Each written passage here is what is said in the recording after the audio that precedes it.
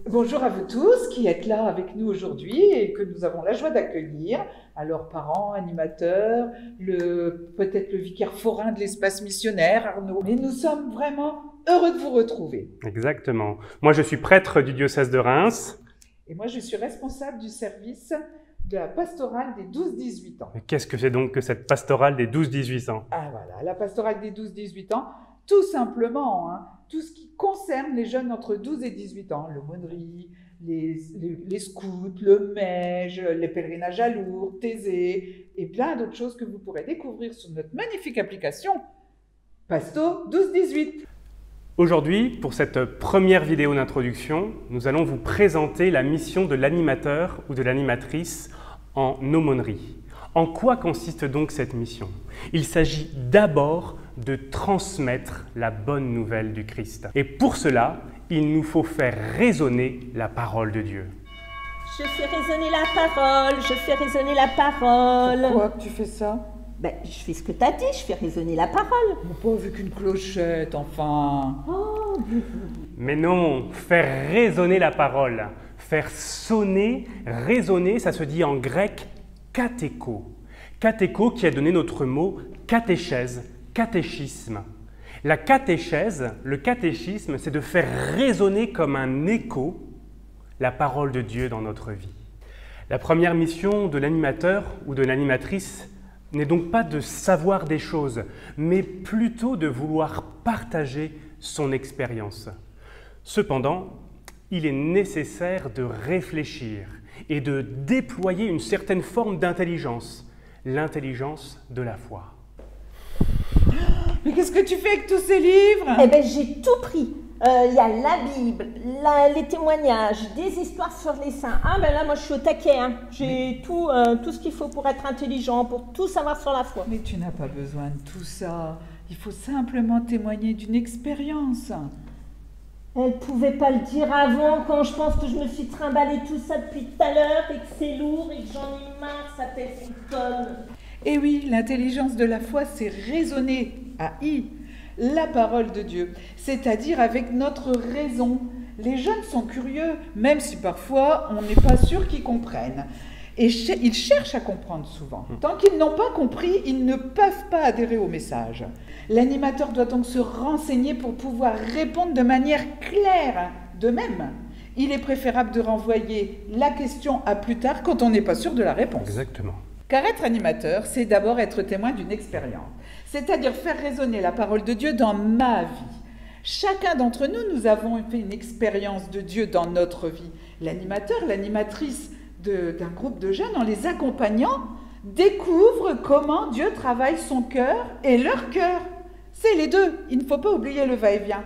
Cette expérience nous réconforte dans les difficultés, nous stimule dans les projets et nous fait ressentir l'amour du Christ qui nous précède toujours. En résumé, la mission de l'animatrice ou de l'animateur en aumônerie consiste premièrement à transmettre une bonne nouvelle, celle du Christ. Ensuite, deuxièmement, à faire résonner la parole de Dieu avec sa raison, c'est-à-dire avec la foi compris comme une intelligence. Enfin, troisièmement, à témoigner, à vivre et à échanger sur une expérience.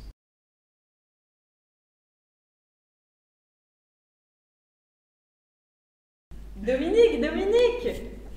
Oui, c'est moi. Qui m'appelle? Qu'est-ce que j'ai fait encore? Le Seigneur appelle chaque baptisé à transmettre, à comprendre, à témoigner de la présence de Dieu, Dominique. Ce n'était pas l'affaire d'un spécialiste, mais chaque adulte doit chercher et être également adulte dans la foi. Pour l'Église, les parents sont même les premiers éducateurs dans la foi. Voilà ce que nous dit le catéchisme de l'Église catholique au numéro 2225. Par la grâce du sacrement du mariage, les parents ont reçu la responsabilité et le privilège d'évangéliser leurs enfants. Ils les initieront dès le premier âge au mystère de la foi dont ils sont pour leurs enfants les premiers héros. Ils les associeront dès leur plus tendre enfance à la vie de l'Église. Les manières de vivre familiales peuvent nourrir les dispositions affectives qui durant la vie entière restent d'authentiques préambules et des soutiens d'une foi vivante. Face à ce défi éducatif, une qualité est à cultiver, la confiance. La confiance, t'en as de bonnes, toi. Moi, je sais même pas quoi dire ni comment le dire. C'est vrai qu'on peut se sentir démuni devant la question ou la remarque d'un jeune.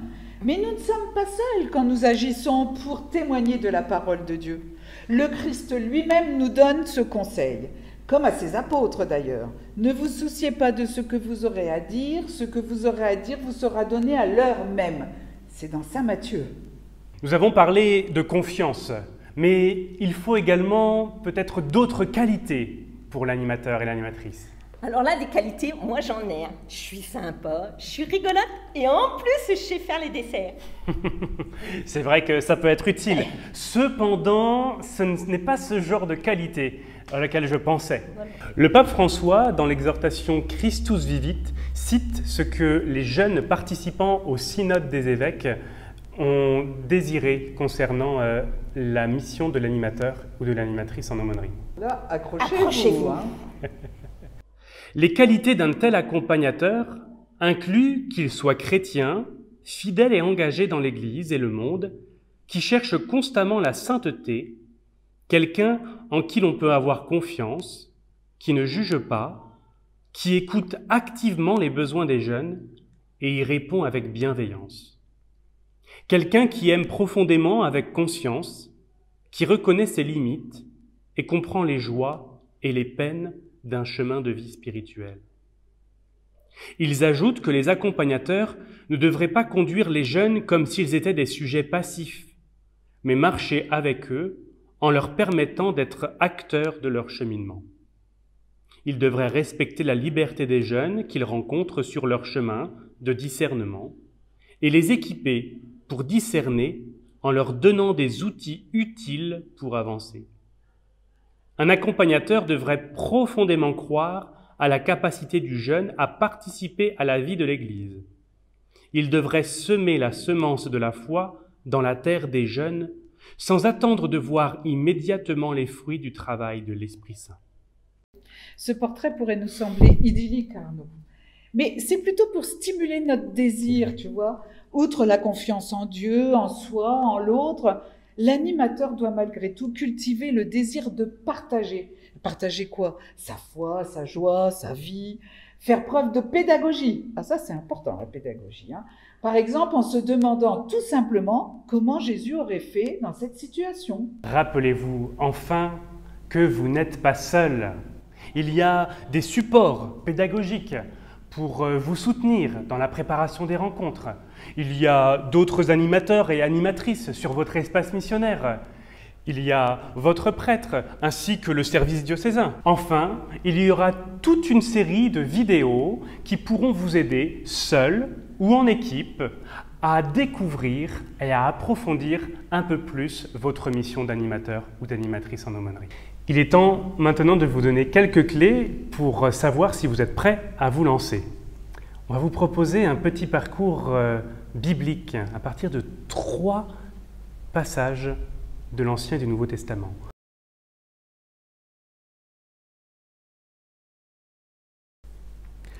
Amos répondit à Amasias, « Je n'étais pas prophète, ni fils de prophète, j'étais bouvier et je soignais les sycomores. Mais le Seigneur m'a saisi quand j'étais derrière le troupeau. Et c'est lui qui m'a dit, « Va, tu seras prophète pour mon peuple Israël. » Comme Amos, je ne me sens peut-être pas capable d'expliquer la foi. Je n'ai pas les mots, je n'ai pas la connaissance, mais pourtant, je me retrouve ici, en tant que parent peut-être par exemple, et le Seigneur m'appelle. Quelle place je veux prendre cette année dans l'éducation à la foi de mes enfants?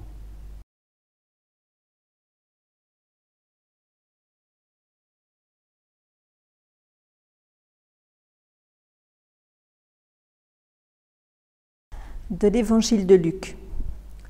L'ange entra chez elle et dit : « Je te salue, comblée de grâce, le Seigneur est avec toi. » À cette parole, elle fut toute bouleversée. et elle se demandait ce que pouvait signifier cette salutation. L'ange lui dit alors, « Sois sans crainte, Marie, car tu as trouvé grâce auprès de Dieu. » Chacun d'entre nous reçoit cette parole aujourd'hui. Avez-vous des peurs, des craintes, des difficultés qui vous habitent? Confiez-les au Seigneur et demandez-lui qu'il vous aide à les surmonter.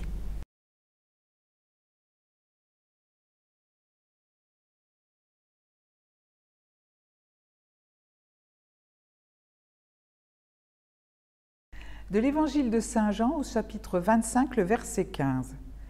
Quand ils eurent mangé, Jésus dit à Simon-Pierre, « Simon, fils de Jean, m'aimes-tu vraiment plus que ceux-ci » Il lui répond, « Oui, Seigneur, toi tu le sais, je t'aime. » Jésus lui dit, « Sois le berger de mes agneaux. » Alors même si je me sens incapable, même si j'ai renié Dieu, même si ma vie de prière ou ma pratique n'est pas irréprochable, je suis aimé de Dieu. Et je peux l'aimer en retour. D'où la question, suis-je prêt à témoigner de cet amour auprès des jeunes en particulier ?